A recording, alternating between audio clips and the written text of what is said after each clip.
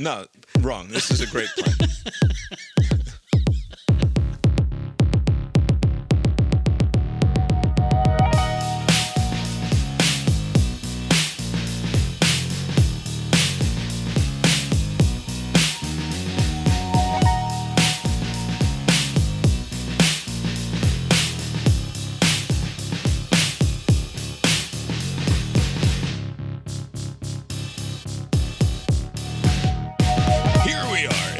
Cast Iron Brains, a podcast that watched a kid who had started a baseball game with 2 strikeouts, including one on a dubious called third strike that left him dry heaving and crying between innings, trying to find his glove and his hat through watery eyes before running back out onto the field.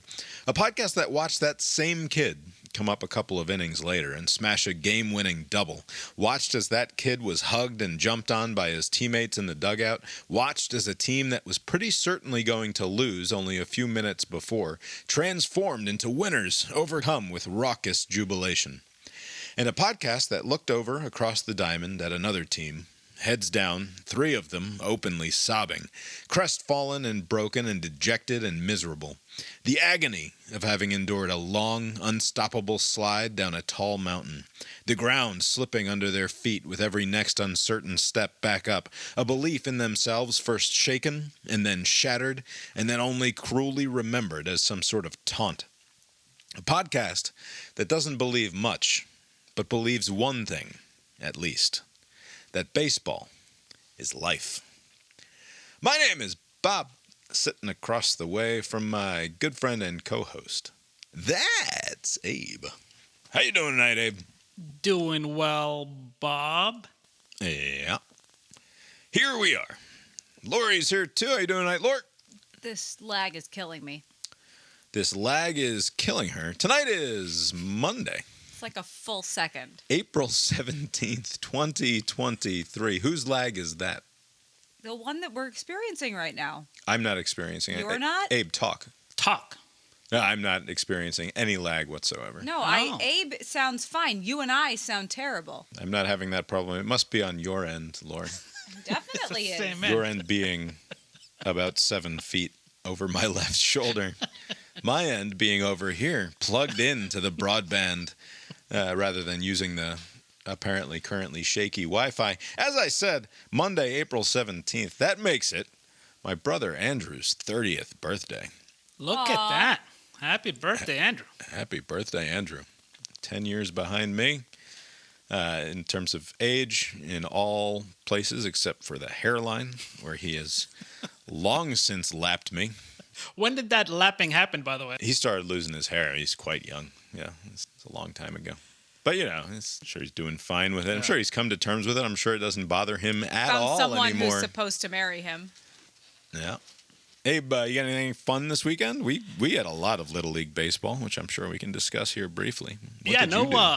No Little League for me. I was out and about. It was a nice day on Saturday, so there was some sort of festival by my apartment, and great time was had by all. I did want to quickly... What sort of festival? You said was some the sort of festival. Spring Wine and Music Festival. It's like there's a park like 8 stones throw away from me, and you know, people wanted to go, so I was like, hey, I'm here, let's do it. And so we did. The one thing that bothered me this weekend, though, had to do with the shorts that I purchased. You know, I'm always against buying stuff like sight unseen because of this problem, which you is bought like... some clothes on the internet, did you? Yes. I was, I'm doing this, started to run again for this little Peachtree Road race in a couple of months here in Atlanta. And I was like, I need some running shorts, with the little zipper so I can put my phone in instead of I used to have this goofy strap thing, and I don't want to do that anymore. They got pants for that. So I'm going to buy shorts with that. So to interrupt you here, when I was running the 10-miler, training for the 10-miler a year and a half ago or whatever, I also got one of those flip belt things. It's like just a stretchy... Yeah, just enough to put your phone and something else. That was fine, but... what I ended up going with ultimately was a pair of compression short, like underwear type, from Under Armour, that have a compression pocket. Right. Where you can, women's shorts, like I wear. Right, but it goes underneath. and Yeah, you put more clothes on. It but, holds like, it holds all the yunk in place. Yes.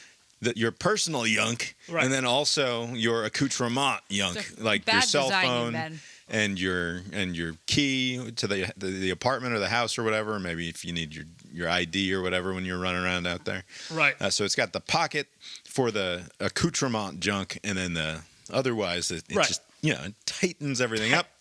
Keeps all the junk in place. That's the way to go when running around out there. Is the first layer is what matters most. Right. So yeah, I was trying to go something towards that. I don't have the compression variety, just regular running shorts. But this could just be just me. But like I feel the running shorts are getting shorter every year. Like it's too far. No, like, they probably are. They're just very high. It's just like I'm like, this is like too much thigh I'm imposing on these poor people. Are you chafing? They make Body Glide for that. No chafing. It's just too much skin. Out there running You around. can I don't put know. other shorts on top, like Yes. Modest Bob. Yeah. So two things that I discovered in my search for good athletic running shorts, and also just like walking around pants that aren't jeans but like need to serve some sort, because I don't want to wear sweatpants. I've never been a big just wearing sweatpants out in the world kind of guy. Bob won't do it. He always wears jeans, and at the baseball game on Saturday, they were nearly falling First down. of all, how dare you? It was a mystery of physics that his pants were still up. All right, so the problem with those jeans and it's because I was wearing They're hideous. I was the wearing problem these with them. slick, an almost athletic short material underpant on that day, and the combination of the jeans that are probably an inch or two too big for my current body size, and the slick material of the undergarment. Heavy jeans too. Heavy. Right, they're Are heavy. these the kind of jeans For that are doing construction. Yeah, they're Dickies, so they're extra heavy anyway. Have they lost their integrity? Or are they still He has functioning? a belt. The mystery, because someone asked, why doesn't he have a belt? I said, it's funny you ask. He does have a belt. I was wearing the belt, and in fact, The belt doesn't do its job because Bob wears his pants right like, okay, a butt has this a is widest not great part. podcast He material. wears it All on right? the widest part of the butt.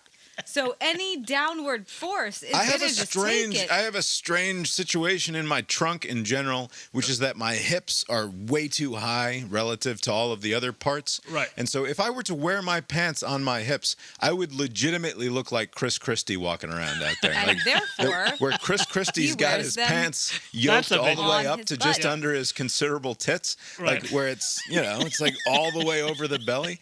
Like that would be my only other option if I were to quote unquote wear my pants where they belong. They'd be fucking halfway up my torso, and it just looks ridiculous. Right. So I have to really what I should do ultimately, I'm a classic body shape for suspenders, because the belt, if you're not going to cinch it around the hips, otherwise it's just like sort of strapped around the ass there, trying to hang on for dear life. And I'm not going to wear suspenders out there on the baseball that'd be great. field. Bob in overalls to the Little League. That would be probably wouldn't be the first or the last. No, certainly Dixie not. Little League. Anyway, as I was much more interesting discussion about my shopping habits when doing some online research for things, something that I stumbled across was everybody complaining about how short running shorts are now. Yeah. And I sought out a pair of Under Armour running shorts that are specifically designed to be long. And so that's how I solved that problem. Then I was looking for a pant that I could wear out on the baseball field that wasn't jeans. It's like an athletic pant that wasn't sweatpants. And the pair that I first wanted to buy, I was reading through the reviews, and everybody kept, like, half of the reviews were like, it's not flattering for the junk, and it makes your junk look weird and pointy at everybody. Oh. I was like, that's... What? You should go to Lululemon and buy grown-up pants. Why are all of these men talking about how their junk points out in a funny fashion when wearing specifically these pants? I think I'll stay away from these pants rather than experiment with these pants on the baseball field. By the way, so I ended up going with a different good feedback. I mean, usually I don't. Sometimes people just complain for no reason, but that's some good feedback. Internet review commenter. Seriously, this is why I read the reviews of everything, because sometimes there's something like really crucial. Like, I don't want to get these new pants and find out that like I'm showing all the little league kids my weird wiener with them. Like, Instead, your pants just fall right off. my pants. At no point was I in danger thing. of showing anybody anything on Saturday. There was a lot of danger. Despite it was also raining. They got wet. Yeah. And it was just a... Look, I've got photographic evidence of the fact that, yes, So do I. Though they are hanging down, my shirt was still tucked into them because the uniform shirt that I was wearing that day sort of needs a tuck in order to not look like a complete asshole. So it was tucked in. It was all together still in one piece. I was aggressively raking it was also, the ground because we got started rain. raining. The little kids, the little minor league kids, they kept playing through the rain. They were having a blast. Right. The men over at the upper majors of Little League needed to take a break and assess the field conditions. On the other field, it was coach pitch. It's just a asshole dad down there throwing balls. You don't have to worry about anybody's safety in that case. When we're expecting kids to go up and take the mound and actually throw the ball, you can't have them up there slipping around. Like, It's just not good. It was so cute to see these dudes standing around in a circle talking real serious about the weather and the field conditions. Anyway. Everyone was very serious. It was a very fun baseball As usual, weekend. one of the best parts of the baseball game was when it started raining. How long was this? Baseball, they, the dudes come out and they very seriously cover the field, serious.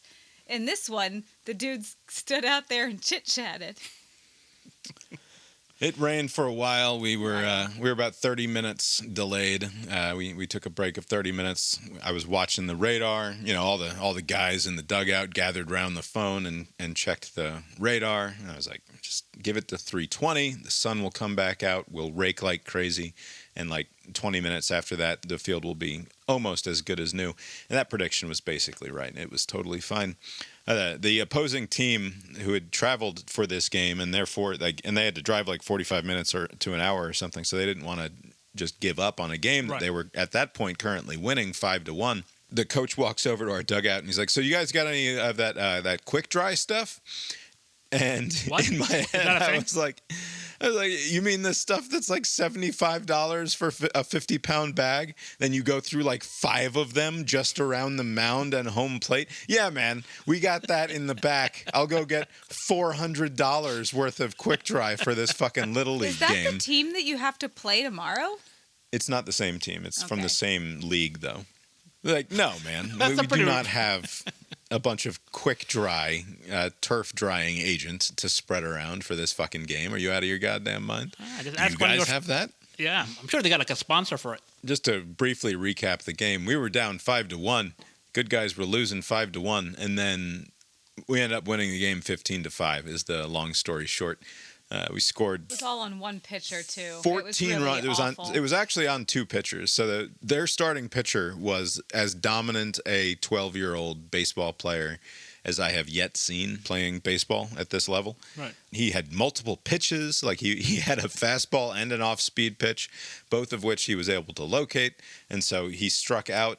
I want to say he struck out 11 out of the 13 boys that he retired. 11 of them were on the strikeout. I think it was the lefties that he had trouble with. Yeah, possibly. He's killing us. We got an early run on some bullshit, and then after that, he just completely shut us down. And they scored a few runs. It wasn't too bad a game, but anyway, they're up 5-1. He has to come out with 1 out in the 5th inning because he hit 85 pitches. And at this level, you're 12 years old, you're not permitted to throw more than 85 pitches. And we're scheduled to play a 6-inning game. It's like, well, wow, we might actually have a chance here if their next pitcher isn't as good as this guy. Yeah. And the next kid comes in and immediately strikes out our next kid. It's like, oh, God damn it. This is the same shit. So now there's 2 outs in the 5th inning, and then we do not make another out. We just score 14 straight runs, and that's the end of the game. If you go up by 10 runs in the 4th inning or later, so if you're the home team in the 4th inning and you go up by 10 runs, that's the end of the game. Now, quick question. So there were 3 pitchers in all, one really good one who showed promise and then faltered, and then one who just sucked? or Well, wasn't it's as not good even as that the he first sucked. one. No Sucked one is a bit sucked. strong. The problem at this level is that if you're a pretty good pitcher, it means that you're throwing strikes. And the difference between like throwing strikes that allow the other team to make good contact and therefore make it difficult to play defense, and throwing strikes that actually just go by the other team, like it's a very fine, Okay. Such a weird thing. where like you're better off being a worse pitcher because kids are likely going to chase bad pitches. So, like, yeah, you might walk some guys, but ultimately it evens out because if you throw it at their eyes, they just can't fucking lay off it. They're It's going to swing. irresistible, yeah. Right. They're going to swing at the majority of balls as long as they're reasonably close. If you're just throwing meatballs down the middle and you're accurate, but you're not terribly fast, then you're probably going to get touched. And you need really solid defense behind that sort of a pitcher in order to make any outs. And we had the ball bounce our way, and like Calvin comes up in that last inning, 5-4. Calvin, who was actively sick, right? like, Who was sick, just like fighting through being sick. But at noon that day, I was like, "Look, man, you just have to fake it until it happens. Like you just have to pretend that you're fine. You have to just try hard no matter what." And he was like, "Okay, I will." And he did. I was like, "This far more than the fact that he tied the game with a walk and then hit the game-winning double to score the 9th and the 10th go-ahead runs to finalize the game." Like I was happy for him, but I'm mostly proud. Like if we're going to talk about being proud of him, I'm proud of the fact that like he was feeling like shit, and you couldn't even tell until later that day when all of the like energy and adrenaline from away. it wore off of him. He absolutely faked it, and he absolutely made it, and it was great. Well, that's good. There's no like scouting or anything, right? There's no like, hey, we know that they have this one pitcher. Let's just exhaust his 85 somehow, and like we'll win. Or No, we didn't know anything about this Okay. team. This team they're from another little league. There is no scouting, advanced or otherwise. No advanced team in your Right. team. There's just this kid came up and is dominating the shit out of us, and surely he's going to run out of pitches here eventually. And then he did. And you feel real bad for those kids too, because like they were absolutely certain that they were going to beat us, and then it's just They're all just kids. with two outs and I've never seen that before. We have 2 outs and we score 14 runs with 2 outs. It's like literally at any point during that time, one thing goes even the slightest bit differently, and they're just out of the inning. Like it, and it must.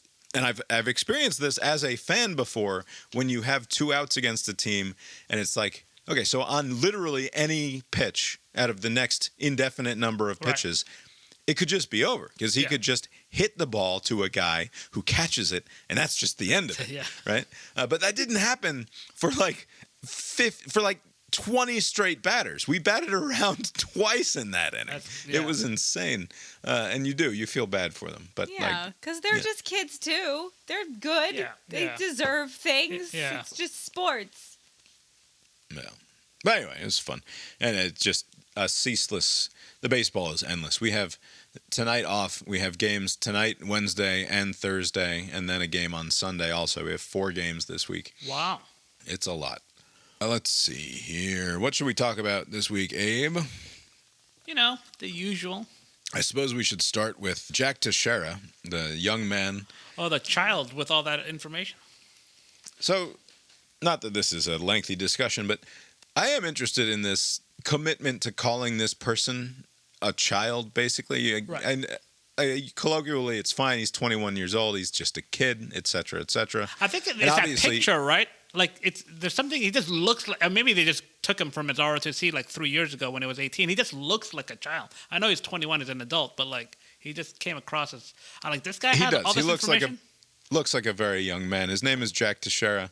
He's a 21-year-old National Guard airman, and the fact that he was like a big deal on a Discord chat server, which is like a lot of gamers use Discord as their main mode of communication with one another. Doesn't like he didn't have a great deal of maturity, so I understand calling him a kid in that way. But there's something about the way that the media has constantly referred to him as essentially a child that again, while I understand it, he's obviously someone going through an extended adolescence in some way. This is also a legal adult who did Yes. these things, Yeah. who swore an oath to do yada yada, and obviously We didn't. try 16-year-olds as adults. Right. Yeah. No. Yeah. He should face the full brunt of whatever comes his way. But what's weird about his case is that he wasn't doing it. Like Snowden, there was a reason why he did. To like reveal something about the U.S. government or that he was not pleased with, like the Pentagon Papers. There's always like some motivation behind it. This was just to impress younger kids, Right. To make Like- a bunch of 14 and 15-year-olds who looked up to him think that he was even more awesome. right. Which is a weird thing and- to do with that information. Like, there's other things that you could do to impress these kids. You're like, it's such a weird decision process. Like, look what I can show you, and now you guys will think I'm cool. Like, that was his entire motivation. It's very bizarre. He seems to have been caught up in this idea, and I guess we should explain it minimally, but this is a massive leak of top secret information relating to relatively current, like on the ground information of what's going on in Russia and Ukraine right now, including, and some people have made some hay over the fact that like he revealed that there are American troops on the ground in Ukraine, which I think got largely blown out of proportion. Yeah, because It's it weren't like essentially 14, and it was like probably like the Marines and some other type of right. It's probably, in all likelihood, it's just referring to people who are at the embassy. Right. Like, and every embassy on the planet has Marines protecting it, so it's Right. not surprising. It's like when, like Ron Paul used to always talk about how the United States has troops on the ground in 180 countries around the world or something like Right. that, and like 165 of them were just the Marines who were stationed at the various embassies around the world. So it Right, it's like sort a of sounds worse than it is. superficially true thing. Yeah, it's like Right. So it's not to downplay any of the stuff that has actually been released. Like it's not great that this was secret information that has now gotten out into the public. I do think it's a little weird that they're calling it a leak, because to me a leak has a certain definition that includes political motive.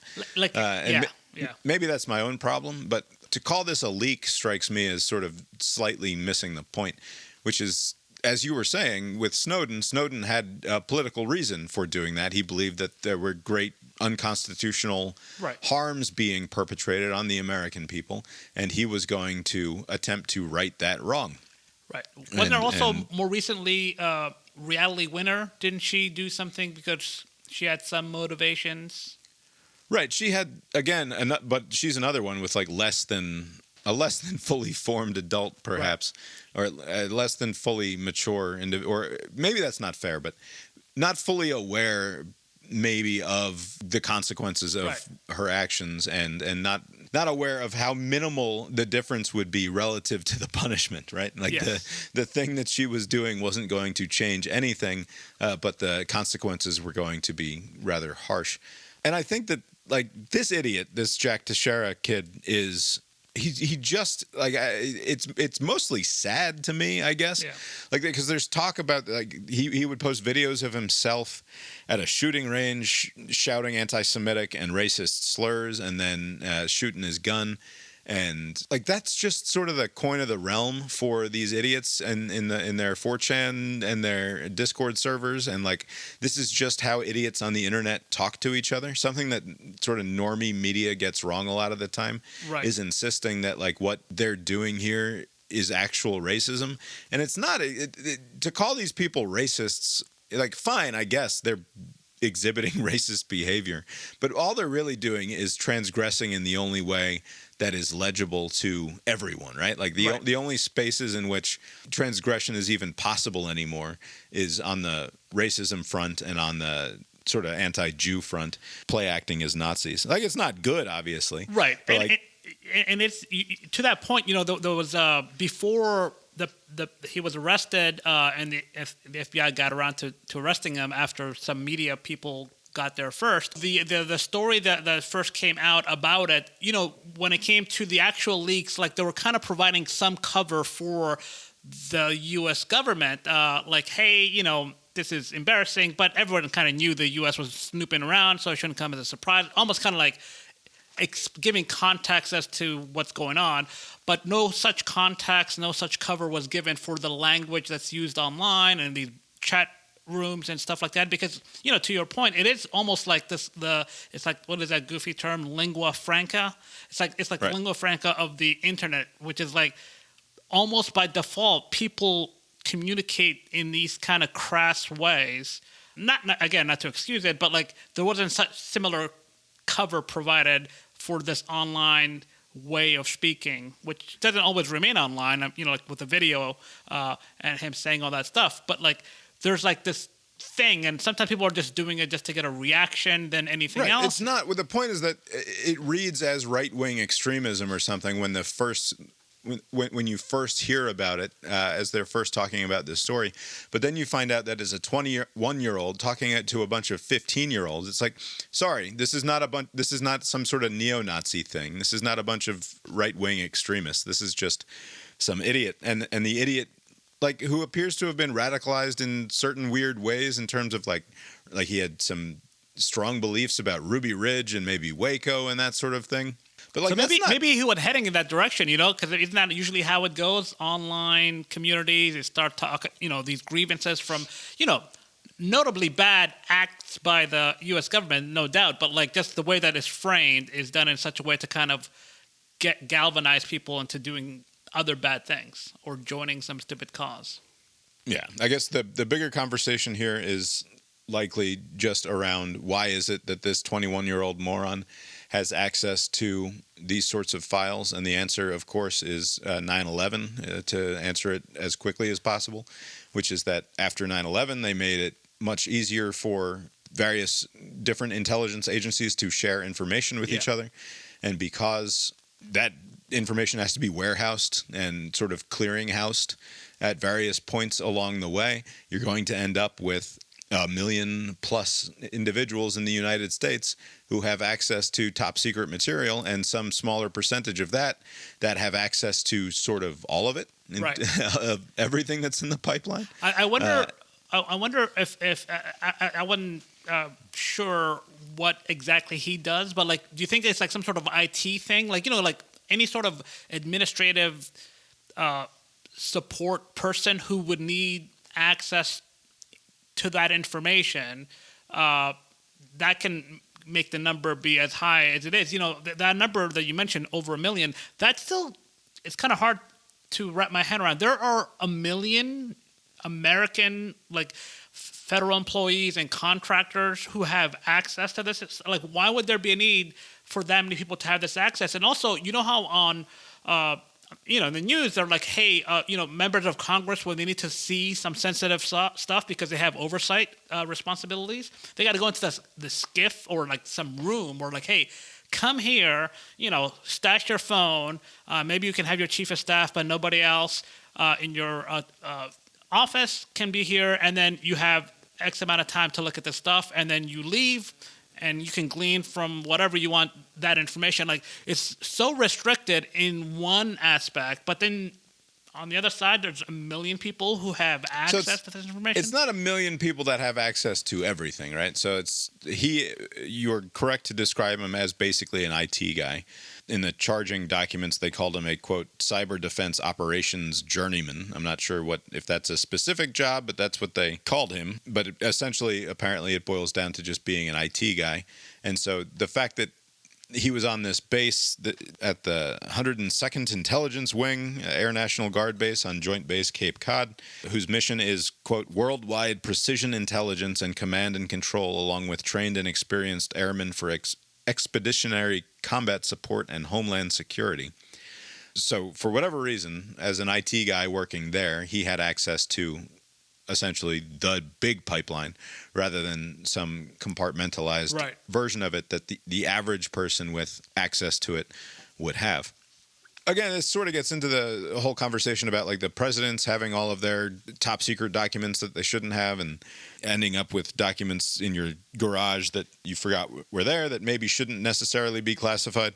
This sort of overclassification problem. But also, I was interested in this conversation more in terms of what will it look like in 40 years in terms of, is secrecy even possible, right? In 40 years, it's barely possible today.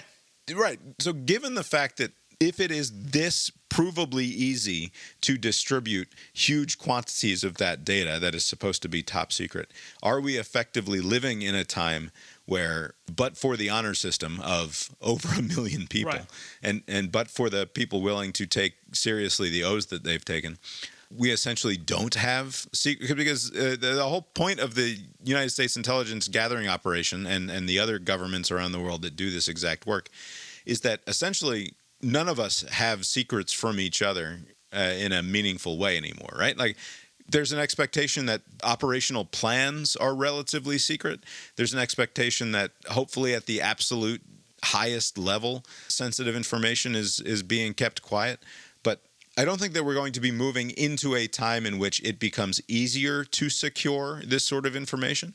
And in all likelihood, it's only going to get more and more difficult. Right. And so the option is sort of to just flood the zone with shit. That's a Steve Bannon saying in terms of dealing with the media, because it makes it really hard for people to discern what actually matters. Right. And like, to me, in 10 or 15 years, the idea that there's going to be any sort of top secret clearance that matters or is effective in the way that we would have thought about something being top secret 50 years ago is very silly. Like, I don't see that as the future of intelligence work. I suspect the future of intelligence work is just discernment, essentially. Yeah. It's going to be combing through a ceaseless sea of bullshit and trying to find the signal in the noise. Right. And like, given that is likely the future, like at what point do we just sort of give up on especially right. given like the rise of AI and the fact that we're going to have these robots that are spitting out videos and audio and pictures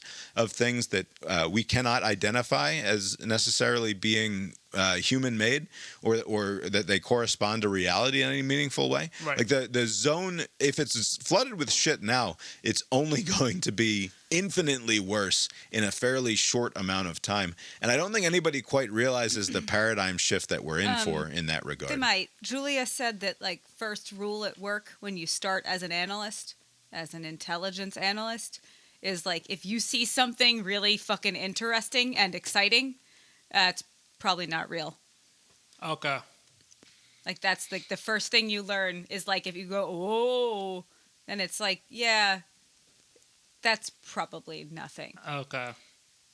Yeah, that could They're be it. already Yeah. onto it. I don't know if this is true, but who was it? Somebody said it on TV the other day, along with the million people. The other thing was, like, this sort of stuff seems to only happen in America. Like, other places, so I don't know, is it like an access issue? Like, we give too much access to too many people, and then that is your weakness. You know, inevitably, you're going to come across a Teixeira type, right? I mean, it's just a numbers game. Inevitably, you're going to come across somebody. I don't know that we can say that this. I don't. I know you don't We know don't who know said that. that, but I don't Right. think that this only I think it happens was in America. I think it was Piers Morgan of all people who said that.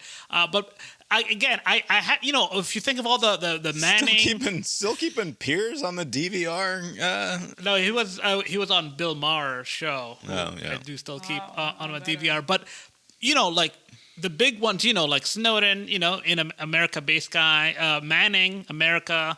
Reality Winner America, this guy American. Well, yeah, like, the ones we fucking know about Right. are a bunch of Americans. We are American news consumers. Right, but if there was a big leak, the Panama Papers aren't an There we America go. thing. Yeah. They were Yeah. in part an America thing, but not exclusively, certainly by any means. Right. We have the most interesting fucking secrets to hide, for the most part, right? Like Yep. is that the motivating principle? I do wonder, you said that, okay, going forward, this is only going to be more difficult to do, as difficult as it is today. But, the weakness is the weak link in this whole process. It's the people, right? If there is a Teixeira willing to do this, there really isn't much you can do currently, And so maybe in the future, any sort of screenshot, you can have like this paper will be able to kind of identify where it's coming from. Like, to where, like, if you try to share something, like, they can identify, oh, this is from the 102nd whatever, Right. like without you being, to the naked eye, it's nothing. Which, by the way, my suspicion is that they knew who this guy was long before the Washington Post was unwilling to identify him in the paper. Like, I don't believe for a second that they didn't know what was going on with this guy. And my guess is that they let him continue to operate for at least a little while after you mean like they found out that he was already leaking they things. found out the Discord interactions in advance? Is that your thinking? I don't know how in advance, but certainly in advance of the Washington Post breaking the story last week, which, by the way, great story. Yeah. I don't know if they went back and updated it with all new relevant information, but the original story that broke on this was a classic of the, oh, this is really fun to read sort of news, which you don't get a lot of. Is that the one where they had to get permission from the mother to have? Yeah, the one where kid? the source on it was some fucking sub 18-year-old who needed mommy's permission to talk to the newspaper man about what he'd been doing on the internet. That reporter, who must have been like a reporter for for a long time, like, I can't believe this is what's happening. I need to get permission on like a big, internationally consequential story, and I need permission from a mother to speak to some shithead kid who's looking up to some 21-year-old. It's somewhat connected in my head to my thing that I've said on the show before. I think about how eventually everyone's nudes are going to be online. And so, like, that's the solution to the problem of people's nudes leaking online is that we are in very short order going to be in a situation where everyone's nudes are just constantly available. Right. And like you just go on the internet, you're like, I want to see that person naked. And they're like, all right, here you go. I mean, assuming they have nudes, but yes. No, you no longer have to assume that they have nudes, right? Like with the way that make it. The AI deepfakes are progressing, like they can just do whatever. Like you want to, I'd like to see Abe, but with just a tremendous wang, just a Nobody would want to see that. 18-inch hog that just wraps around his and leg. My squat down, thumbs upping in this. That's right. Like there will be no stopping it, and it also connects to the problem of ghost guns for me as well, which is like you can 3D print guns. All you need is a 3D printer. Like, so for all of the talk about gun control and trying to solve the problem of there being too many guns in the streets, we are like one small generation away from 3D printers that are relatively cheap, can live in your basement, and just print you a gun that you can then go ahead and assemble. And actually, like, if you go on the internet to some less than savory places, you can get all of that information already. We're not, in fact, a generation away from that. You can just do it now and build your own automatic machine guns at home if you wanted to. And like when I was listening to the various senators and talking heads talk about this intelligence problem on the Sunday shows this weekend, I kept sort of having that same thought about ghost guns and about AI deepfake porn, which is like we are right on the cusp of this conversation not mattering at all, because we are about to be living in a world of no secrets and of absolute no friction between me wanting to find a piece of information and being able to find that information out there in the world in a way that will be absolutely transformational. And the same goes for the deepfake porn, and the same goes for the ghost guns. Like we need to be having a vastly different conversation about the world as it's going to be, rather than the one that we imagine we're still living in when we're clearly not anymore. Although it seems like because of the ease and availability of guns today, like there really isn't even a need to do this. Oh, I'm going to get my 3D printer. You can just go anywhere and get a gun. That's never going to change. Like, what's the point of having some 3D printer? Right. So the things that they 3D print now are like these bump stocks that they have made it more difficult to get, or other. Right. So if you want to modify your AR in a way that is not compliant with whatever regulation, then you just can ghost print it or what have you. Right. Speaking of guns and shootings, there are two fun ones. Less than fun. Probably shouldn't call them fun. You really shouldn't. You should just edit that out. It was a 16-year-old named Ralph Jarl was shot twice, once in the head, after knocking on the wrong door, after being sent by his parents to retrieve his siblings from a friend's house. This was in Kansas City. A man, 84, has been charged with 2 felonies after opening fire on young Mr. Ralph, who is recovering, though his injuries were grave. It appears that he's going to live. Survived a shot to the head, and yet in another shot. So did that woman. People do. Yeah, people are. Yeah. Maybe that's the other thing. Just These shoot 'em in the hospitals, right spot. these hospitals are like so good at this now that if you get them there, like if they're on bleed out, they can actually do some things. So this guy he went to, like, the address was correct, but he went to street instead of terrace, or he went to terrace instead of street. So it's sort of like going to a street instead of an avenue. Like these things are at cross purposes to one another, and he just went to the wrong one. And unfortunately, he got the 84-year-old man out of bed, who he was apparently going to sleep for the night. He hears the knock on the door, goes to the door with his gun, and though the specifics are not entirely clear, either had a very brief conversation with the young man or had no conversation at all before shooting him. And, maybe there's a racial animus at play here. We will certainly hear a great deal about it in the next few days, and reasonably so. It's a terrible story. And was this because we're recording on Monday? This happened when, like over the weekend? At some point over the weekend? I believe this happened about 5 days ago. Okay, but I would have to double check that. Okay, because I wonder, like, are the charges today based on? Late Thursday. So this happens late Thursday, and I assume like over the weekend and into this week, they were gathering information, and independent of the pressure to do something by the public, because there was a big reaction to the story when it kind of made the rounds online. Is their position they were going to do this anyways, or are they just doing this because of the flack they're getting? I haven't heard that this was a result of public pressure, but I mean, he's been charged with 2 felonies, felony assault and armed criminal action. Right. He told police that it was the last thing he wanted to do, but he was scared to death because of the teenager's size and his own age and inability to defend himself, according to the criminal complaint. He believed he was protecting himself from a physical confrontation and could not take the chance of the male coming in, the complaint said of Lester. He was visibly upset and repeatedly expressed concern for the victim. Yeah. So he was not the one who called the police, right? Like no, the neighbors kid, called the police after the gunshots were heard, and then this kid was like walking around knocking on doors trying to get somebody to help him, and somebody eventually did. So this seems like I'd love to hear what the defense is going to be. Some version of the doctrine cast, hey, you came to my house, or stand your ground, or some variation of the two.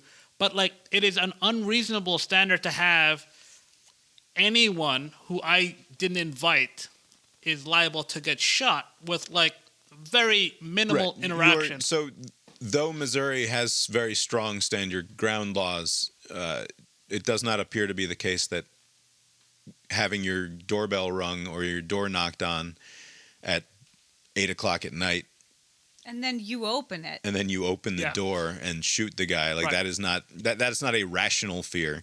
If the defense is going to be that you were scared to death, you're not going to, in all likelihood, be able to get away with that, because it is not, in fact, a rational fear to have. Right, because that could happen, back in the olden days, in delivering pizza days, on rare occasion, you would go to the wrong place, but like, you're not thinking, oh shit, I'm going to get shot.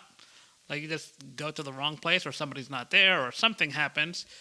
There's some sort of miscommunication. But if people could just shoot each other just because, like, what kind of standard is that? And it sounds like what the old geezer is saying is that, well, I couldn't let this play out because his youth and size would overwhelm me if I allowed it to play out. So the margin was such that I had to take this, even though the person was not in fact a threat, nor did he appear to be posing any threat, but because you opened the door and saw a large black person there, you got scared. Right. Like, your personal racial animus is not a defense against felony assault, even in Missouri, even in America in the year 2023. Could you argue that? Apparently. Like, I mean, could that work? Like my racial animus, which I'm working on. I mean, I'm 84. I should have fixed it, but I still don't. It still has a grip on me, and that caused me. I want to go back to school and do law school just so that someday I can argue before a judge and jury. No, it's because I'm so racist. That my client that you must vote to not convict my client because he's such a racist piece of shit and therefore justified in his fear. The Vice President of the United States, Kamala Harris, tweeted, she said, in part, "Let's be clear." Boy, big fan of that. Jesus Christ. And I'm only bringing it up because she says, let's be clear. She says, no child should ever live in fear of being shot for ringing the wrong doorbell. That's a fine statement, right? Why did you have to preface it with, let's be clear? Because she has to be condescending all the time. What are you clearing up? But that is her favorite go-to, right? What was the confusion? No, everyone is an idiot, so she has to make sure that she's being clear to the idiots. But it must poll well. You know, this is my stupid answer for everything because, like, I have heard her open so many statements with that's the same phrase every time. Like, you could probably find 20 such examples over the last couple of years. It's interesting that she always goes with that. Let's be clear. She's awful. She can never be president. Joe Biden has not yet announced that he's running again, and here's my plan. He's not going to replace her. Come on, don't be ridiculous. Here's my plan, Abe. Dianne Feinstein is demented, like fully demented. She has shingles. She's not in the Senate. She's been out for 6 weeks or something, recovering from her shingles issue. Yeah. Her office this week released a statement saying that the senator has decided. And as soon as I heard the senator has decided, I laughed out loud and in derisive, mocking laughter because she hasn't decided she hasn't even decided to fucking put on pants in the last goddamn 3 months. I guarantee it. Everyone else is making all of the decisions for her. There was that thing a few months ago where, like, I forget what the specifics were, but her office puts out some statement on Monday night, and on Tuesday morning, some reporter finds her in the hallway and is like, hey, about that thing that you said last night. Right. She's like, oh, I never said anything like that. It's like, why is this person allowed to leave the group home? Never mind be a senator of the United States of America. All right. So established clearly that Dianne Feinstein should not be a senator any longer. She has seen better days, yes.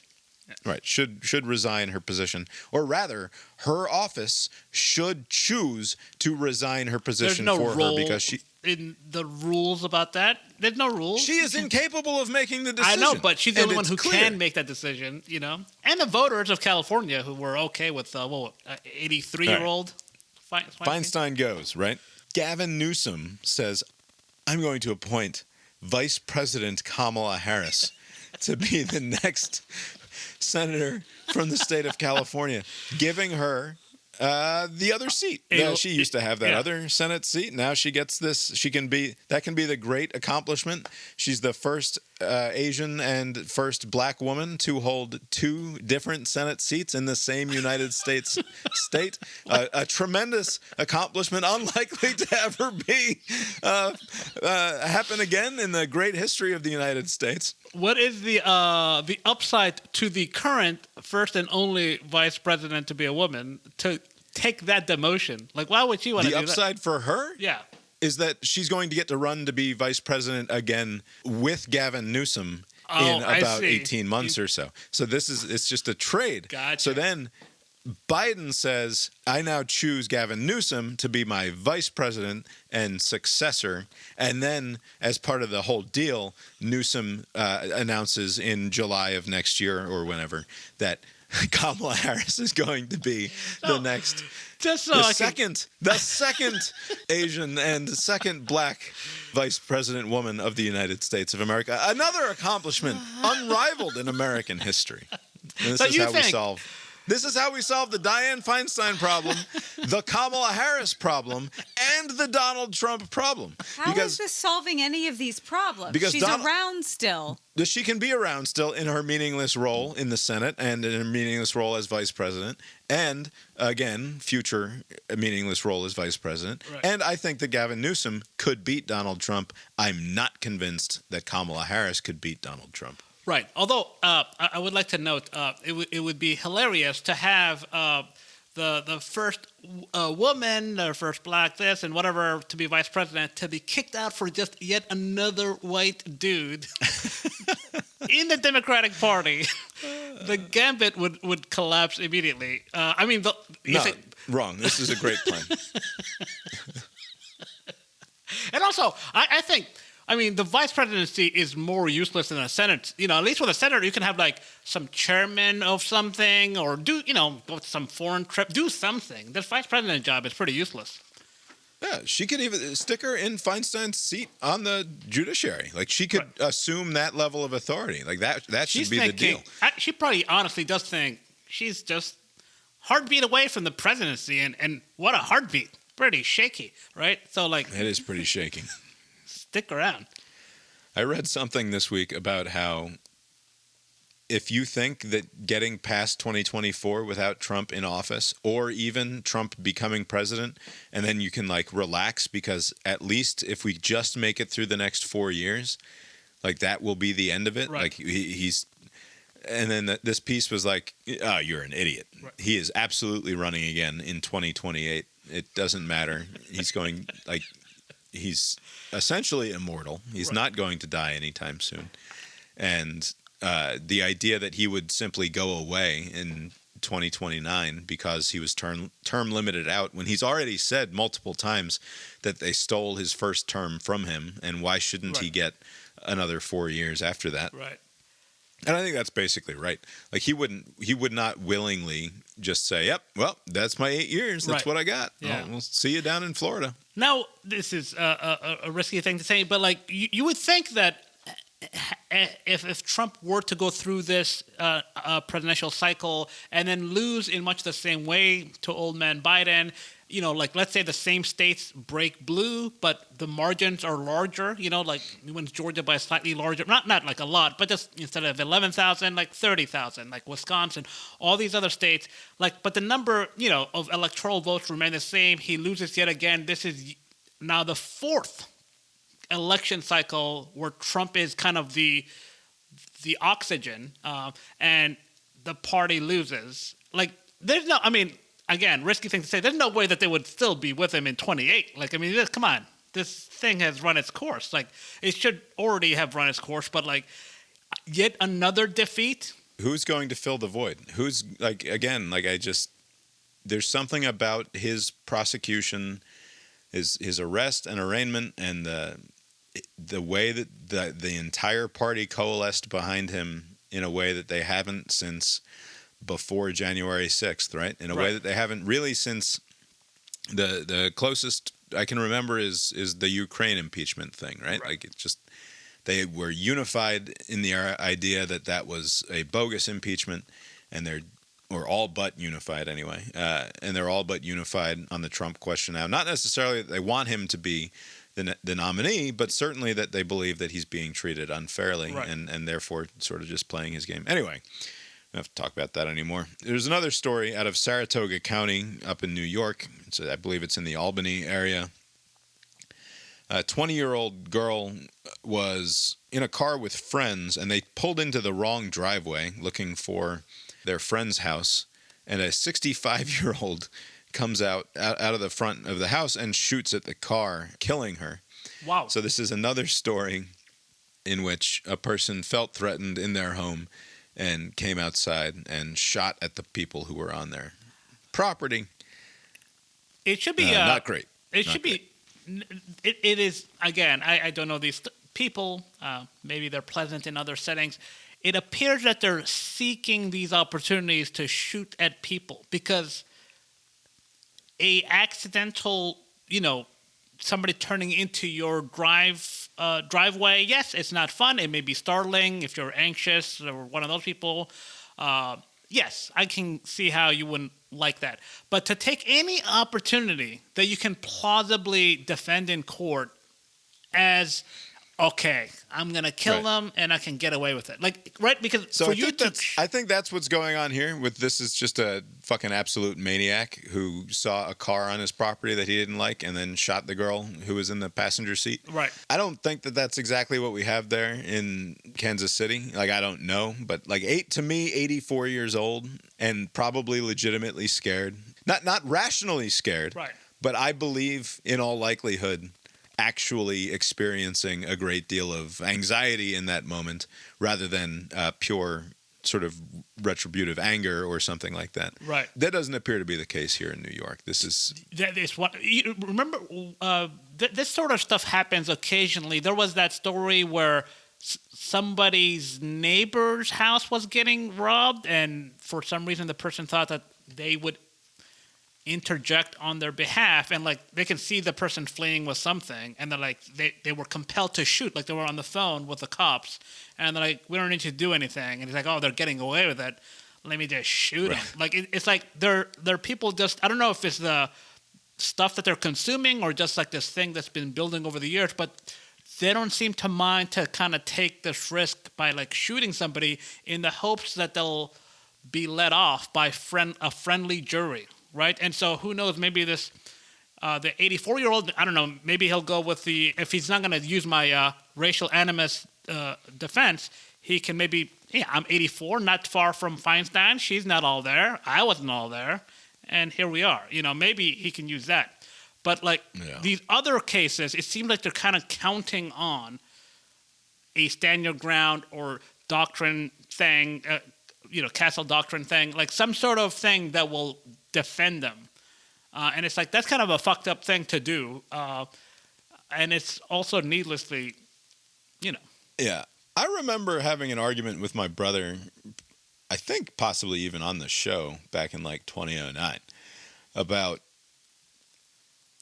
like, because he insisted that somebody who breaks into your house, like, while you're there and is just like, to try to steal your shit, like, you should just let them take it. Like, they should just take it and like you wish them well, basically, was his position. Like, and it came down to his, like, he's like, property doesn't matter. The only thing that matters is life. Like, this is all very stupid. Yeah. And that always drove me crazy, because once a person has broken into my house while I'm there, it's not clear to me that all that the whole reason that they're there is to get my TV and to maybe see if I have any loose cash around, or maybe the wife has some jewelry or something hidden in a thing under the underwear drawer. Like, if you're going to be so brazen as to break into a house that has people inside, my assumption is that you're likely going to be willing to do violence, interpersonal violence, in a way that would not be acceptable. Right. So it's not just. Yeah, it's not clear what their intention is. Yeah, because you're right. Like a burglary, that would be the preferable thing, right? If you're going to steal when someone's not there, you break into a home and steal. There are likely indicators of somebody is in the house and this person still decided to break in, right? So like they knew that this wasn't like a vacant home at the moment, and they still decided to break in. So now it's unclear that property is the only thing that they want, right? Because they could, why not do it when you're not there? I'm not a gun owner, and I don't think that I would ever find myself being a gun owner. Certainly not one who, like, keeps a shotgun by the front door just in case or something along those lines. Right. But like the idea that I wouldn't like grab what was near to hand and like beat the shit out of that person if I had the opportunity.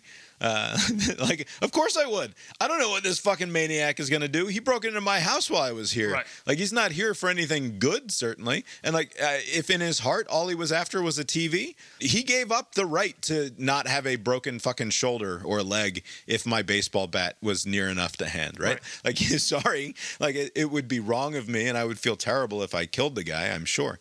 But like, no, you're right. Shit's happening now. It does change the calculation when somebody breaks into, they're inside your home, and it's, you can't just assume, oh, yeah, there's a TV, and there's another one upstairs, so I can give you a hand. Like, you don't know what they're doing.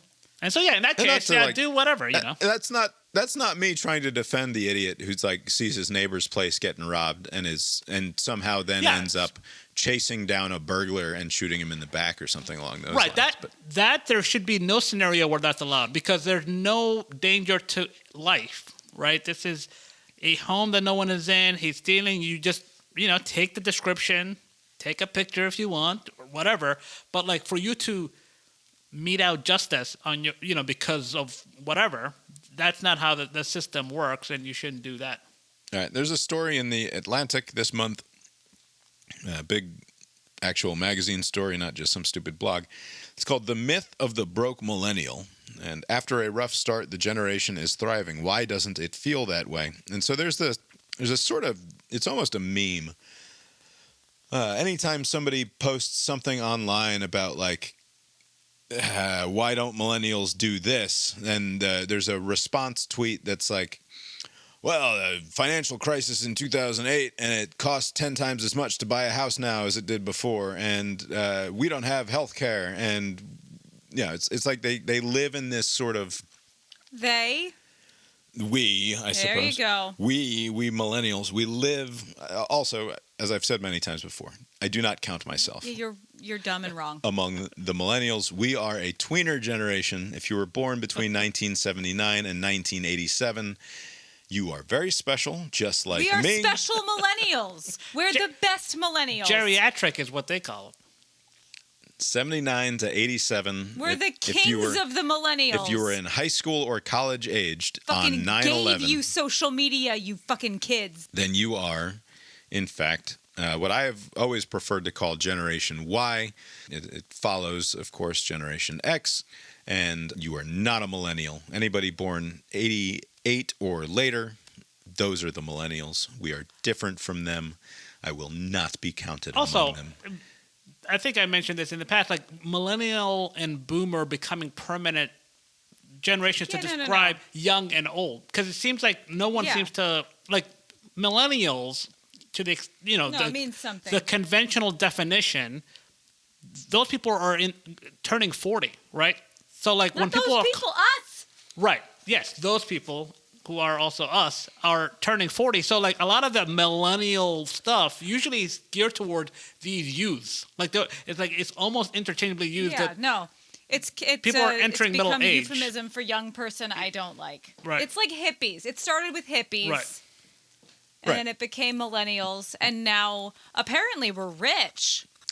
It's not that we're rich. It's just we're not any worse off than basically any generation that came before. And we need to revisit that in 30 years when there's no Social Security. Maybe, although there's, as I've mentioned, I think I've mentioned on the show before, if they just eliminate the income cap on Social Security, you solve like half the problem. Yeah, raise it. But are they going to do that? We are super fucked. No, so it's funny. We are fucked strictly by the numbers. We're not nearly as fucked as some of the other, like France, for example, is super fucked. France, us, me. I fucking work all the time. I'm fucked. No, we're not. Okay, fine. But we're not as fucked as the millennial malaise meme would have us all believe, is the point. There's a persistent belief in the culture that, like, oh, we graduated college and right into a recession, and then we had the housing crisis, and then we had the fucking pandemic, and we're all just fucking miserable sad sacks. And now inflation. And we're never going to be, we're never, right, inflation. We're never going to have what our parents had, and we're certainly never going to have what their parents had, and it's worse now than it's ever been before. And the data simply do not bear that out. Right. According to this article. And I don't want to get into the specifics. I encourage you, I'll link to a copy of the article that somebody stole so that you don't have to worry about the paywall if you would like to go read this yourself. But I am sort of interested in an underlying conversation, which is, do you remember being like back in college, and obviously you worked as well, and so you had a full load of classes, and you were a very busy person, and you had life and school and work and all of these other things going on, and there were certain people who you would talk to in that similar situation as yours, who made a sport out of complaining about how, not even complaining. Complaining is maybe an unfair word, but of talking about how pressed they were for time and sleep and everything else. That the weight of everything in their lives was always too much to bear, right? Because I have to work this many hours, and then I have to study this many hours, and I have to do this, I have to do that. The busyness of their lives became an identity almost, like this sort of. Yeah, that's been a thing. Right. This is something that some people just sort of carry around with them, right? It's almost like it's a psychological state of being that says that. And it can be motivating, I think, for some people. Like, I understand why people get into that sort of. You think that I would just thought like this in that. Yeah, it makes you feel like you're doing something. But you don't think eventually it's going to have this like wallowing in like that can possibly be right. Like it's a not good exactly. It's not exactly. It's not exactly like the Oppression Olympics, when people talk about their various intersectionalities and the way that they've been injured by the world. But it is of a piece with sort of an oppression Olympics. It's an exhaustion Olympics, where there's a certain kind of person who has to be constantly under immense strain by the various circumstances in their life. And I think that there's a. And again, I think that's almost it's a psychological state more than it is anything else, because I knew plenty of other people who worked just as much as these people, who went to school just as much as these people, who were like, oh yeah, everything's fine. Yeah. It's fine. Like, you were not the sort of person to bitch and moan about that sort of thing, right? Like, no, this is just life. It is an entirely useless exercise. Like, complaining occasionally is, natural, but just, you're right, like this constant thing, it's just gonna ruin your day. It's one thing to complain about it. It's something else to make it part of your identity. Right. And like this is something that some people did then, and it most presented itself to me in that realm, in like college and work realm, right? Where these people wore their exhaustion like a sort of identity. I think to a certain extent, this millennial malaise meme thing is sort of, people wear it the same way. It's almost become a sort of identity to insist that we are uniquely beleaguered by our circumstance as a group of people born at a certain time, due to the various circumstances of the world that we've grown up in the face of data that says otherwise, right? In the face of data that says actually most generations just have trouble in their 20s.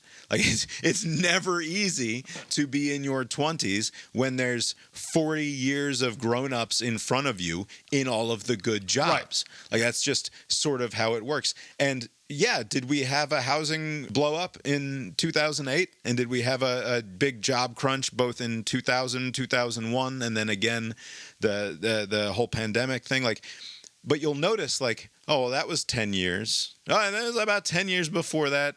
And about 10 years before. Oh, and then, you tell me like 1983 really sucked in terms of interest rates and national unemployment numbers? Right. Oh, and then there was like there wasn't any fucking gas in America in the 70s for a little while there. Shit fucking sucks for everybody. Yeah, but they didn't have the internet to tell them how much it sucked. Right, so that's sort of the point that I'm getting at, is like, and this article, I think, hints at that. I've only read it once, so I can't remember exactly. And it's a very long one, so I'm not going to be able to find it right this moment. But basically, the fact that we're online all of the time, and you have social media, and you have all of this aspirational bullshit out there, like the Kardashian lifestyle nonsense, like, it becomes this thing where you're comparing yourself to the fake ideal of everyone that you went to high school or college with, or the people who are your 10 years older siblings who have more established lives and have Instagram perfect families and all of that. And like, there's a way that reinforces this idea that everybody else has it better than me, and I will never have it as good as they do. Right. And you start to wear this sort of it's not exactly, I don't want to say class envy, but you wear this sort of oppression like an identity. And like the beleaguered millennial, I think, has become sort of an identity that people won't want to let go of. Right. And I wonder if there's any actual, like, can you collectively escape that if it's become a sort of feature and a thing that is reinforced by everyone else in your peer group when you talk about it online, right? You know, what is that expression? The comparison is the thief of joy, or whatever. You know, so not only, like, as you described, all this online, this curated life of others that you see online, right? You're not seeing all of it. You're just seeing when they're in Cabo, right? And when they're doing something fun. So you're doing that comparison, not fun. And then you're also doing this generational comparison where, or some people are doing this, the wallowers, I'll call them that. Previous generations got to marriage faster. They got their first home faster. They were settled faster.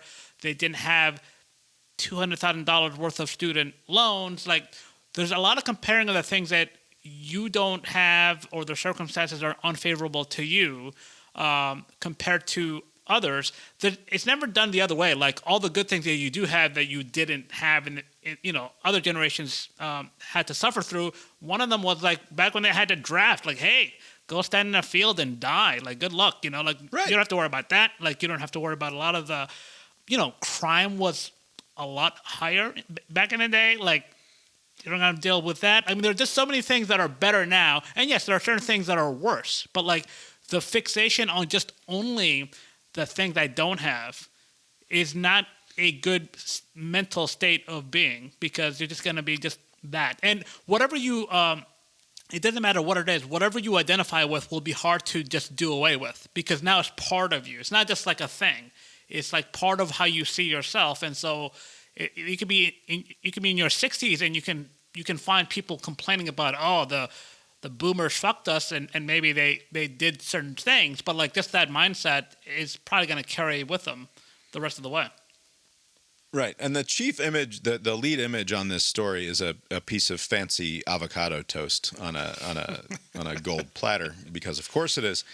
And because the sort of joke is, these millennials are always complaining, but if they would just stop buying all the avocado toast and the $4 Starbucks coffee, and they save their money, then they'd be much better off.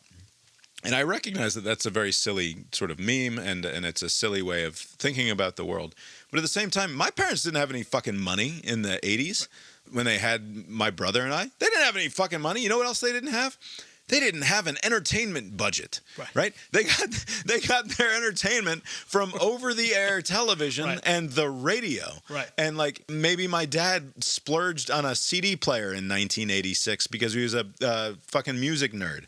Like, there was no subscription, fucking $400 different goddamn subscription services and all of this shit. Like, it was just... You could subsist and have a normal middle-class life without all of the shit that we take absolutely for granted in this. And not to go full, like, talk radio asshole here, but, like, there's a flat screen TV with internet and cable TV in every single house in the projects. Right. And it's like, you know what? It sucks to live in the projects, but that's true. Right. And you know what that means? It's way... like wildly more luxurious and technologically advanced now than it was 50 years ago. And does it suck to be poor and to feel like and is it a truly anxiety inducing thing to have to live paycheck to paycheck? Absolutely it is. Right. And I don't discount that at all. But for the most part, when we're talking, and the data bears this out, according to this article anyway, we're talking about a cohort of people who are actually relatively well off and probably shouldn't be complaining nearly as much as they are. I know you said I'm sorry. If you have more than one streaming service and you're paying an internet bill and a cell phone bill, and, like, I just have no sympathy for you. And you occasionally, will take Uber when you can take some other, there are all these expenses, and you just, hey, this is just what life is.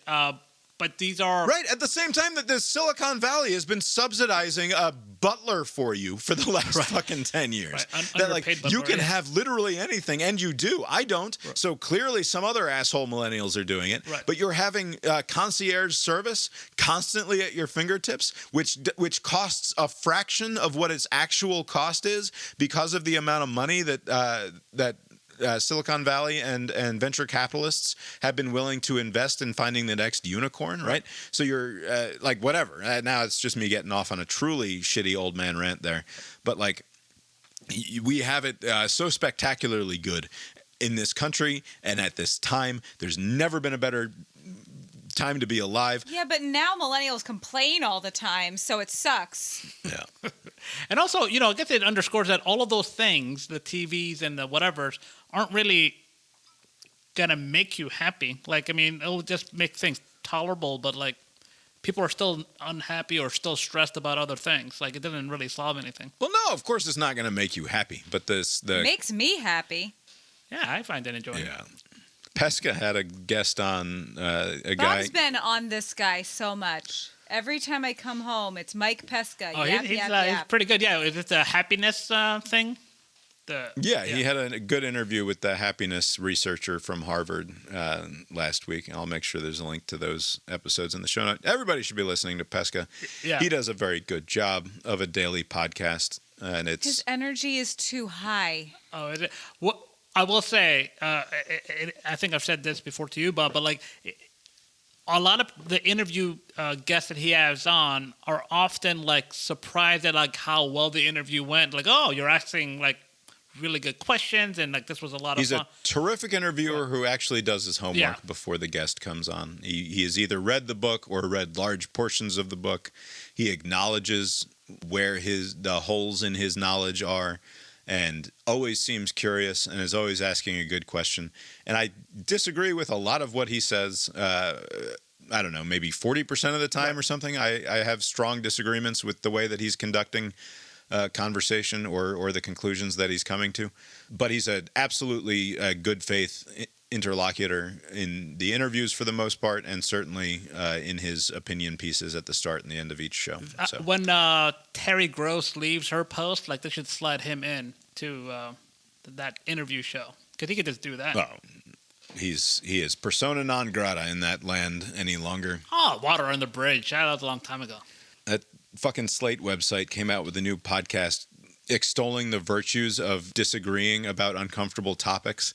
And I was like, I hope that any single penny in profit that they make from that show should be sent directly to Mike Pesca for what they did to him. That was wrong. They all got caught up in it, yeah. You've been listening to Cast Iron Brains, a podcast with Bob and Abe. Find the show on Facebook or Twitter. Head on over to brainiron.com or castironbrains.com for a show note. Let's see, a couple of things we didn't talk about tonight. Appear to be re-upping the investigation into Armie Hammer out there in Los Angeles to find out if he did the bad thing or not. I thought he just talked about doing the bad thing. He did the bad thing? He talks about bad things, and he does other bad things. Okay. And you just have to figure out. We'll see. I think he's probably fine. Andrew Gillum is going... The guy who was like thousands of votes away from beating DeSantis the first go-around, and then he got caught up in... He almost beat DeSantis in 2018, and now he's on trial in federal court. He's the one that was like caught up in some sort of drug-fueled shindig. Yeah, they found him in a South Beach hotel room with an overdosed man. Oh, having a lot of fun. Not a great look. Yeah. He's going to trial. Let's see. Real quick here. Let's play... Do you want to take a quick guess as to what the Supreme Court will rule this week on the abortion thing? You think it'll be like a unanimous, like, get out of here, no standing?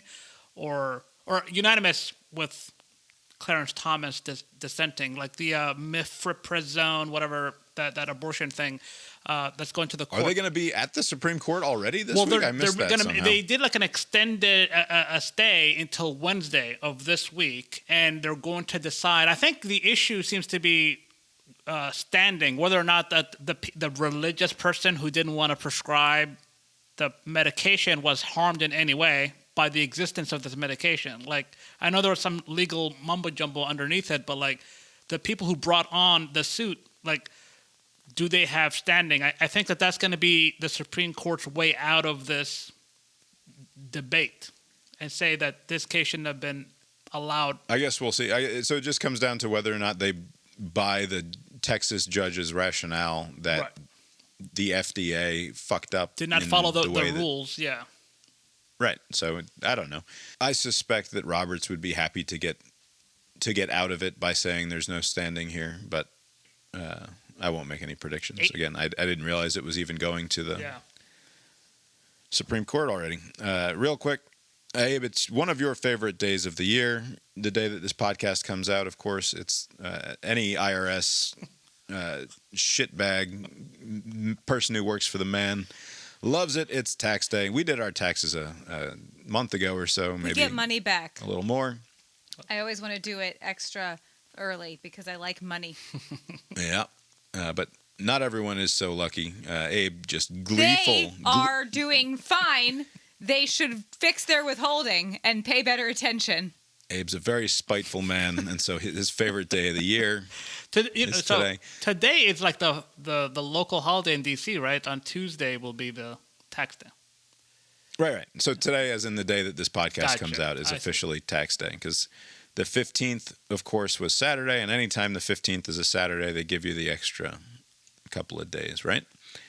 All right. So this is Mark Strassmann reporting on this year's tax refunds amid high inflation. We will find out if CBS News' senior national news correspondent got off a good one. In tonight's Money Watch, CBS's Mark Strassmann has tips to help you maximize your refunds.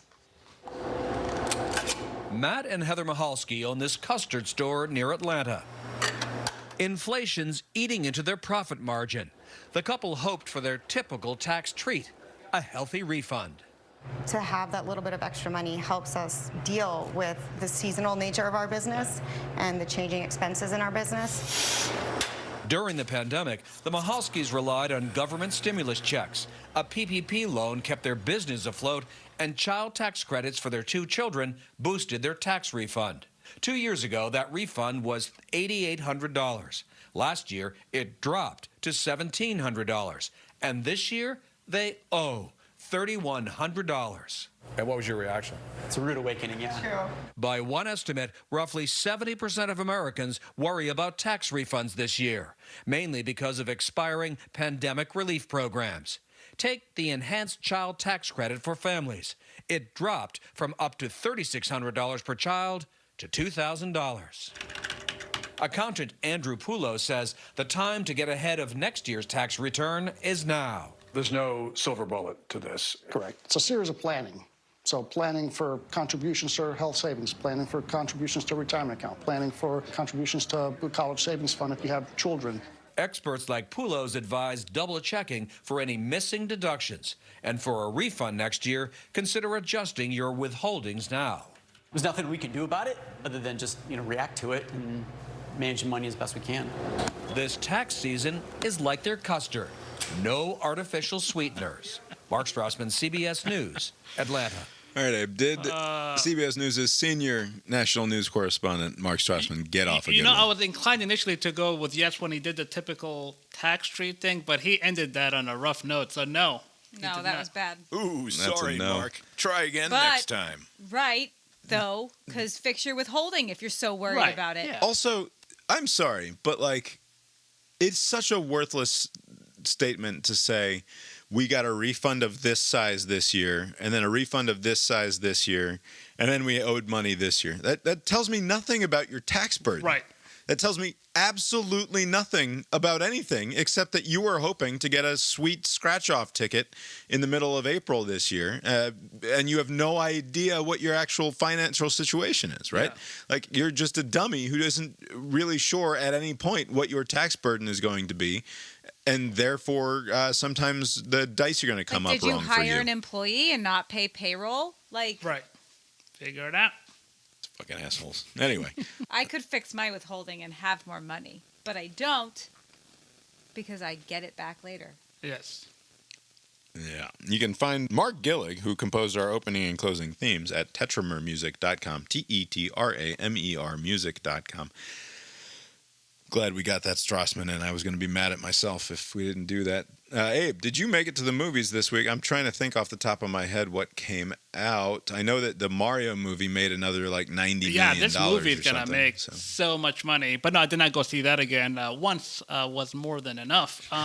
Yeah. I did go to the movie twice. One for really good experience and one for not a good experience. I went to go see this movie Renfield with Nicolas Cage and That's is that the vampire yeah, movie? the vampire thing. Nicholas Holt or whatever the guy's name is. This could just be me, personal preference perhaps, but I could do without this guy, this Nicholas Holt guy. He's been in a lot of movies, like he was in The Menu, which was fine. I just see his face a lot, and he's in this movie. Hoult is the last name.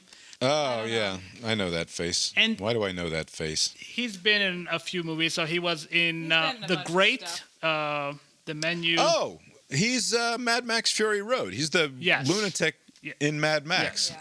Shiny and chrome. Yeah, he's good. Yeah, again, could just be me, but when I the movie started, like, oh, this fucking guy, and they keep on showing him, like, all the Nicolas Cage scenes Oh, were he was fun. in About a Boy. Yeah, he was He's the About a he's, Boy kid. he's the boy in Right. About a Boy, which is a great movie. Again? Aw. Just me, perhaps. Anyways, movie forgettable, not very interesting. The movie didn't really make a lot of sense. The second movie that I went to go see was Fucking bombed too, right? what's that? Yeah, it bombed. Yeah, which makes sense. The second movie I went to go see was a 4-hour and 15-minute long extended cut of The Lord of the Rings: Return of the King. And boy, that was a fun movie. That was a lot of fun. I know I live in a state of Georgia that's frowns upon this sort of thing. I happened upon some sort of gummy, and I was like, oh, this would be great. I'll take this product for this movie.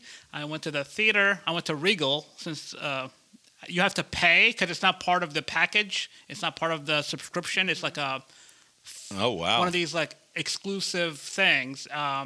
And so you just How does this going to factor into your? Because to me, like you go to X number of movies a year, Yeah. and then you divide that by the cost I of don't your do subscription. that, but yes. Oh, you sort of do though. Tell me you didn't think No. about it. Like at some point. It's a no, something you I just never think paid the about it. thing. I mean, you could probably do the math, but yeah, if you see like 4 movies a month, that's like $5-6 or whatever you're paying per movie, and anything more will bring that number down to like $3 a movie or something like that. Right. A great. It's a fantastic value, certainly. Right. But if you then are also going to go spend $22 or something to go see Lord of the Rings at the Regal out in Cobb or wherever the hell it was you had to drive for it. Well, the closest, it's not important, but the closest AMC one was in some random place. I just went to the closest Regal that was showing it.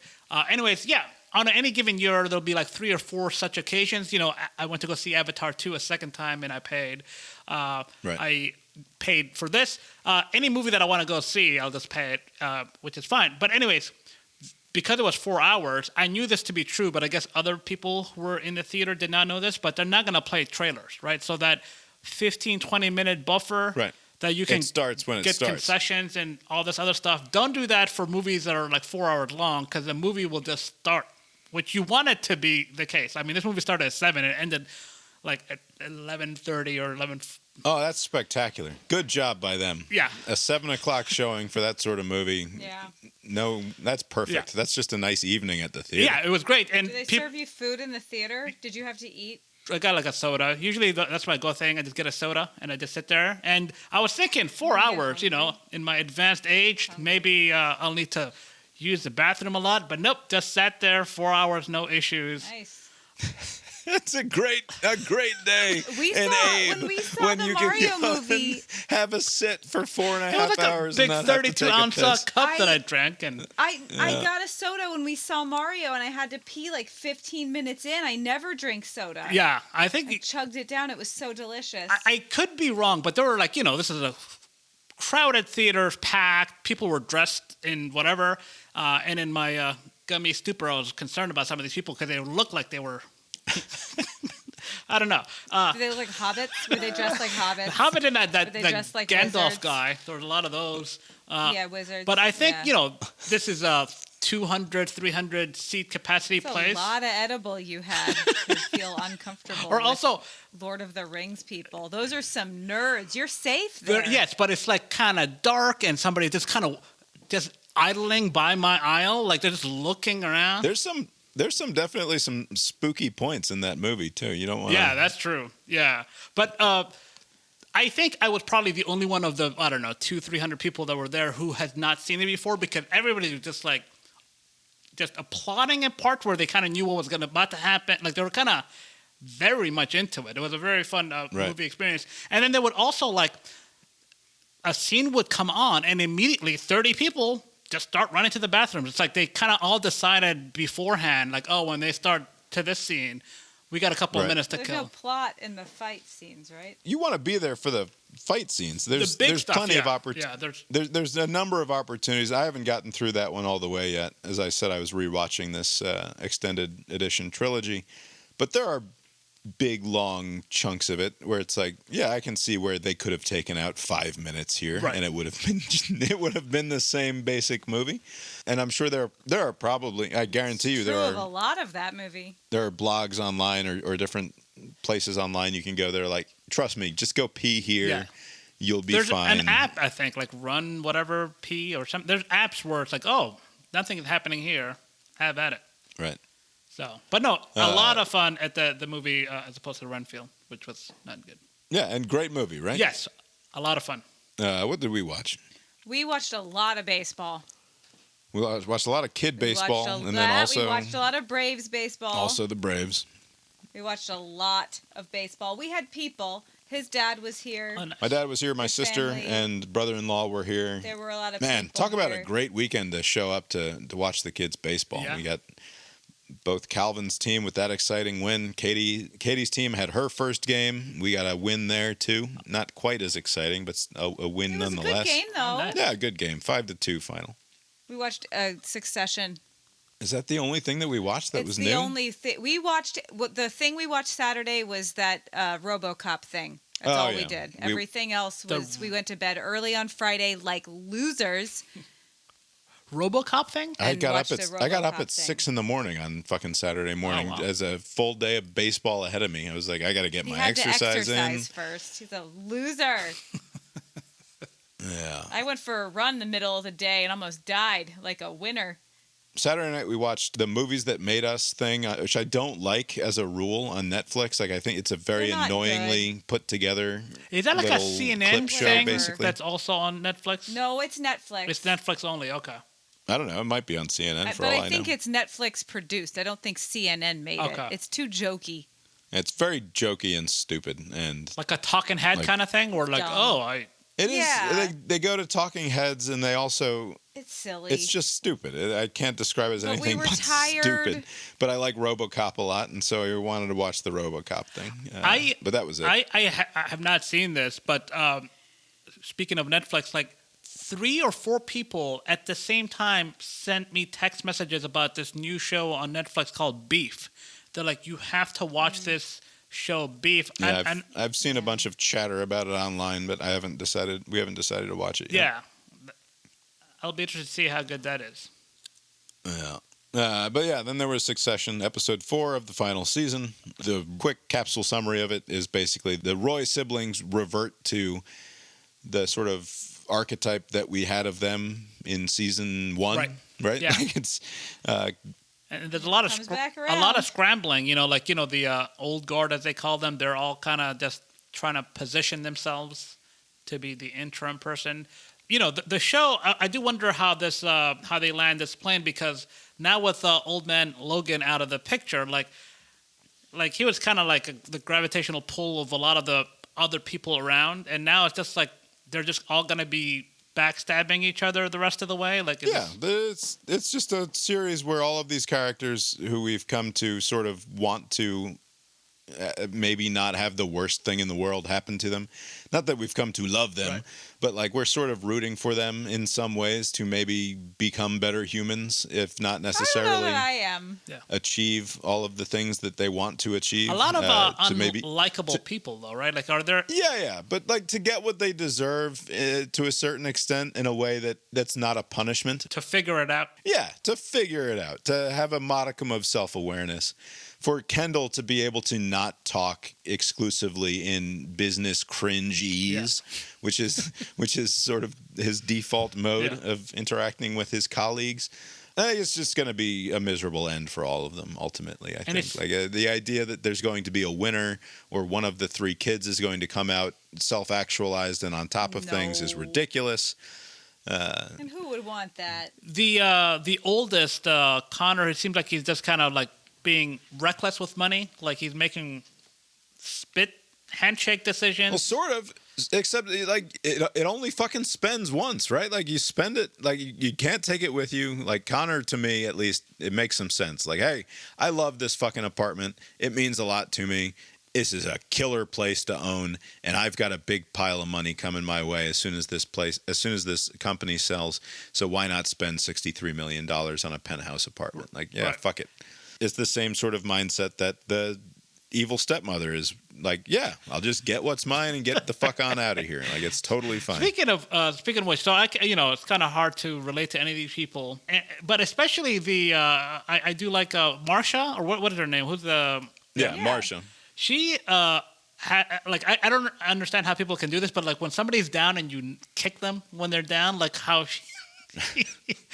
she dismissed that Carrie, what's her face? Oh, she's gonna go back to her little apartment, like she can get out of here. Like not even 10 minutes ago did I say Abe was a spiteful man whose favorite day was tax day. She specifically told her not to come. Here he is reveling in this woman's ability to display pure. She specifically said human she spite. said I told her not to do this. Yeah. When you specifically tell someone not to do a thing and they do it anyway, ooh, not a lot makes me more angry. I specifically said don't do that one thing. And you're doing it, yeah. And she actually tried out. They actually had to get like some muscle to like prevent her from like getting her away from going. Like she was trying to bypass her yet again, but just that fuck off thing. Like I don't have that gear. Like I would just be like, all right, just like the middle child who was like, oh shit, like take your stuff and get the fuck out of here.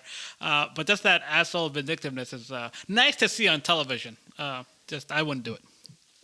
Do you think that this show, I haven't done a rewatch of this show. It was painful enough the first time in many ways. But do you think that this show had a markedly different opinion of its characters in season 1 than it has now in season 4? This is some of the chatter I've seen about the show, which is that it started out more as a pure satire, sort of willing to reveal these people to be the vapid and worthless pieces of shit that they are. And as the actors and the writers sort of discovered the underlying humanity, still somewhat vapid as the underlying humanity might be, that they are ultimately treating them sort of differently than they might have thought they would have at the start. And that we're not going to get the same ending even in terms of the pure plot of it all. Like a truly satirical end to this show might look like one thing happening that we will not get anymore because the show is no longer a satire and instead more interested in the human drama of it than it is in sort of making fun of these people. Do you think is that plausible? Do you think that will depend on how the rest of this season goes, like which direction? I mean, so with with Connor, like there seems to be like this recurring theme of just like him spending money and like maybe nothing will come of it. Like let's spend money on this doomed presidential campaign, money on this house, this apartment rather, and then like Shiv, like she seems to be having like the worst time of all. Like the marriage has fallen apart. I mean, it was pretty. Not really a marriage in the first place. Marriage is falling apart, and you decided to implant an embryo? Yeah. No, so I think that's mistaken. She got pregnant when she and Tom were at that other function, and she said, "Let's make a baby with Tom." Apparently the timeline lines up with her being 20 weeks pregnant now, and that tracks back to her deciding to spitefully get pregnant because her mother pissed her off. Okay, so they're trending in that direction, but it's so she's still. I mean, this marriage seems like it's done, and she has this child, or she's pregnant at the moment.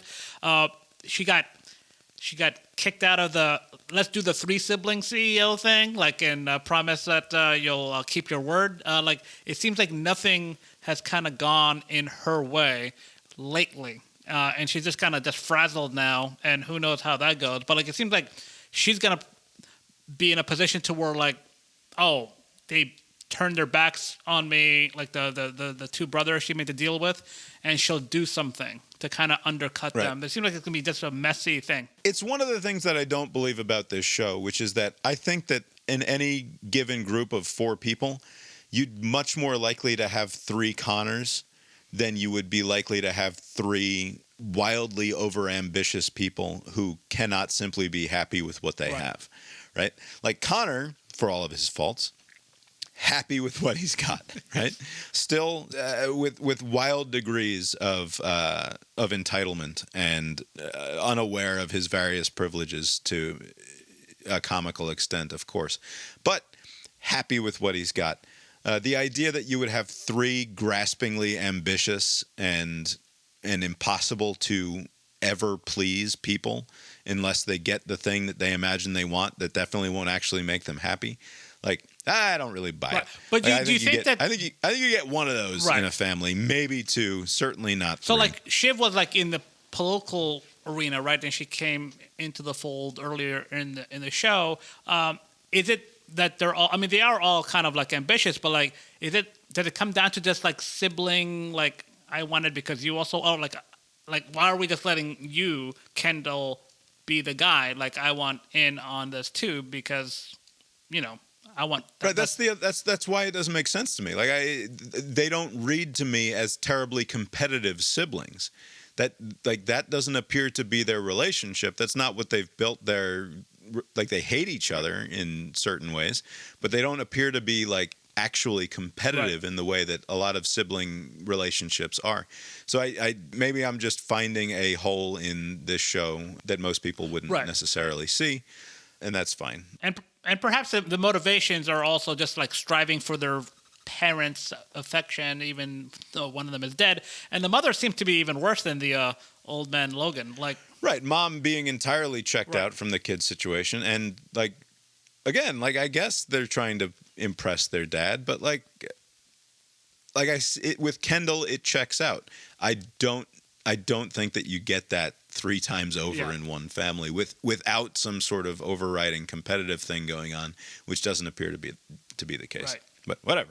It's certainly an enjoyable hour of television. A dozen different one-liners and throwaway lines that. There was one line. Is it Willa, Connor's fiance or wife now? Right. That exchange she had with Marcia, she kind of likened herself to Marcia, which she did not appreciate. She's like, we made it, or who would have thought we would be in this position? Like, I don't think she appreciated that connection, because I think she thinks of her as just like, oh, you're like a escort, and you've done well for yourself, but I'm like a learned woman, and blah, blah, blah. How dare you? I liked Greg being brought into the room to be told that he was a penciled-in addendum with a question mark and no other information. And he gets extremely excited about that as it possibly being the number 2 guy. Like, yeah, all right, Greg. I think that Tom Wombegans is like the best character in the show, probably in terms of a fully drawn and interesting character. He is just spectacular, and I think probably the primary example of the thing that I was talking about before, which is this is a person who was created as a send-up of a particular sort of doofusy corporate ass kisser who just tries to schmooze his way to the top of any room, but who they have found the underlying humanity of and revealed in interesting ways a half a dozen times in the last 2 seasons. That's been fun to watch. Anyway, you got anything else for us tonight, Abe? Nope. I guess that's all we've got for you tonight then, and we will talk to you next time. Later.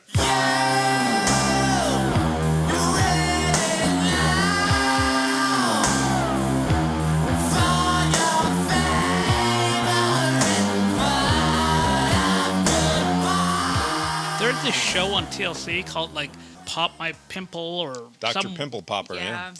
I don't even want to watch a commercial for whatever the show is. I can't believe there's an audience for this, but apparently it's a popular show. First of all, if you are into it, you just go on YouTube or TikTok or Right, whatever. how it started. Why in the world would you subject yourself to an hour of network television with commercials and all of the bullshit that leads up to the thing that you came to dinner for, right? Right. It's like you're there to see the disgusting, oversized, pus-filled nodule be pierced and then to see whatever gross gack comes out of it, right?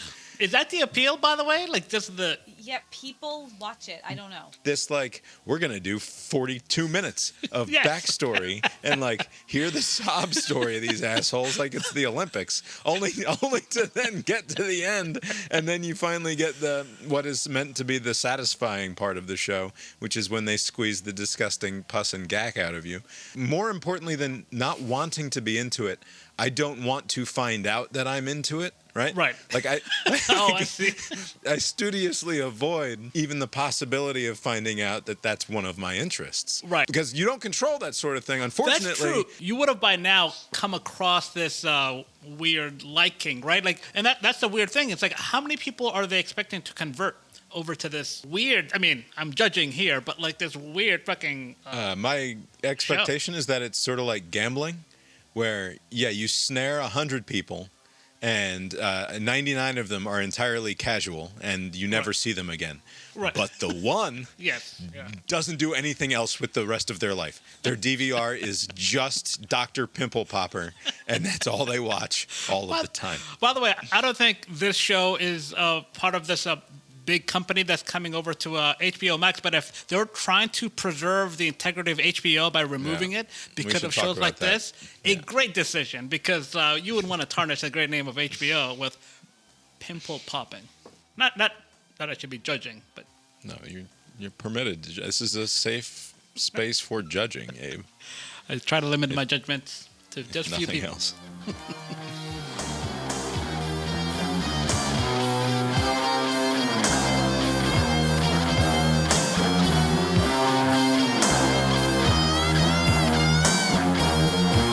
By the way, I'm gonna stop recording this. This How dare you? this I need content, you bum. I haven't had anything to fill the last 2 minutes with. can't go on. So remember last week? The proceeding was created with 100% human content.